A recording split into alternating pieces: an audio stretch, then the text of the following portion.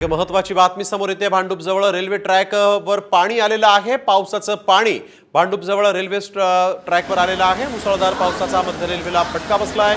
भांडूप जवळ railway track पाण्याखाली गेलेला आहे आणि याच ठिकाणी आपण बघतोय किती मोठ्या संख्येने खरं तर लोक देखील इच्छित स्थळी जाण्यासाठी इथं जमलेले आहेत। परंतु भांडूप जवळ रेल्वे ट्रॅक पाण्याखाली गेल्यामुळे मध्य रेल्वेची वाहतूक अतिशय धीम्या गतीने सुरू आहे, मंदावलेली आहे।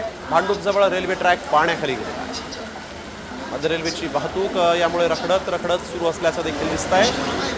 भांडूप हे मध्य रेल्वेचं एक महत्त्वाचं स्थानक आणि आपल्याला माहिती आहे की विद्याविहार ते घाटकोपर दरम्यान देखील रेल्वे रुळावर पाणी आलं होतं आणि आता भांडूपमध्ये देखील रेल्वे रुळ पाण्याखाली गेलेला आहे, त्यामुळे मध्य रेल्वेची वाहतूक मंदावली। भांडूप जवळ रेल्वे ट्रॅक पूर्णपणे पाण्याखाली गेला आहे। मध्य रेल्वेची वाहतूक त्यामुळे रखडलेली आहे। यावेळी एक महत्त्वाची बातमी आपण बघतोय। भांडूप जवळ रेल्वे ट्रॅक पाण्याखाली गेल्यानं मध्य रेल्वेची वाहतूक पूर्णपणे मंदावली। मुसळधार पावसाचा मध्य रेल्वेला देखील फटका बसला। भांडूप जवळ रेल्वे ट्रॅक पाण्याखाली गेलाय आणि तरी देखील इथे अतिशय धीम्या गतीने मध्य रेल्वेची वाहतूक जी आहे ती होत असल्याचं देखील सांगण्यात आलं होतं। मयूर राणे आमचे प्रतिनिधी आपल्यासोबत फोन लाईनवरून थेट जोडले गेलेले आहेत। मयूर, काय सद्यस्थिती भांडूप जवळ रेल्वे ट्रॅकवर पाणी आलेलं आहे, वाहतूक होतीये की नाही मध्य रेल्वेची?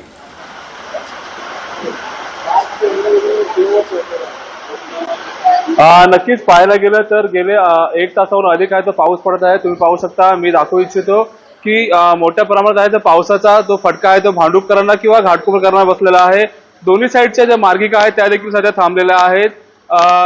अपडाऊन असेल किंवा लोकल किंवा ठाण्याकडची वाहतूक असेल किंवा सीएसटी कडची वाहतूक असेल, दोन्ही साईडला पाणी साचलेलं आहे। घाटकोपर असेल, कुर्ला असेल किंवा त्या पुढच्या भागात देखील मोठ्या प्रमाणात पाणी साचलेलं आहे। तुम्ही पाहू शकता 3 नंबर किंवा 4 नंबर जो प्लॅटफॉर्म आहे म्हणजे जी फास्ट मार्गिका आहे ती कुठे आता स्लो गतीने धावत आहे। तर एका साईडला 1 नंबरला देखील तुम्ही पाहू शकता की जी रेल्वे आहे ती तिकडे थांबवण्यात आलेली आहे। मात्र हा जो दुसरा नंबरचा प्लॅटफॉर्म आहे त्याला देखील कुठली जी रेल्वे आहे ती देखील तिथे थांबवण्यात आलेली आहे। जो पटरीचा भाग आहे त्याला नदीचे स्वरूप इथे प्राप्त झालेले आहे। जे चाकरमानी आहेत ते कुठेतरी संध्याकाळच्या सुमारास आपल्या घरच्या दिशेने निघाले होते, मात्र कुठेतरी हा पावसाचा फटका आहे तो जोरात पडलेला असल्यामुळे त्यांना देखील त्याला सामोरे जावे लागत आहे। अजून तरी असा जर पाऊस कायम राहिला तर अजूनही जे रेल्वेवर पाणी आहे ते जायचे थेट असे त्यात राहणार आहे। अजून जर पाऊस जरी कमी झाला तरी साधारण 1 ते 2 तास या पाण्याचा निचरा व्हायला वेळ लागणार। त्याच्यानंतर कुठेतरी ही रेल्वे मार्गिका आहे ती सुरळीत चालू होईल। मात्र जसा पाऊस पाहता पावसाचा जोर जो आहे तो मोठ्या प्रमाणात आहे। रेड अलर्ट देखील देण्यात आलेला आहे, मात्र पावसाचा जोर अद्यापही थांबलेला नाही आहे। त्याच्यामुळे जो पावसाचा निचरा आहे तो कुठेतरी उशिराने होण्याची शक्यता आहे। बिलकुल मयूर, एक महत्त्वाचा प्रश्न असा आहे की रेल्वे प्रशासनाने काही सूचना केल्या आहेत का की या सगळ्या मार्गावरून वाहतूक होऊ शकते का पुढे, की ही वाहतूक थांबवण्यात येणार आहे? या संदर्भात रेल्वे प्रशासनाने काही सूचना केल्या आहेत का?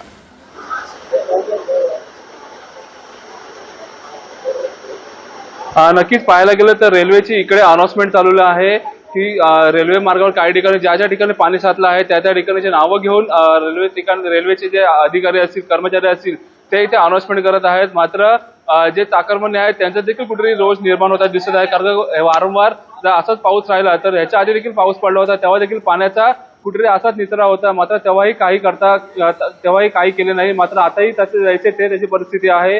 रेल्वेकडे देखील जे चाकरमानी आहेत त्यांना सूचना दिल्या जात आहेत। रेल्वे पोलीस असतील ते देखील प्रत्येक प्लॅटफॉर्मला उभे राहून चाकरमानी असतील त्यांना सांगत आहेत की थोडा वेळ लागेल मात्र रेल्वे चालू होतील।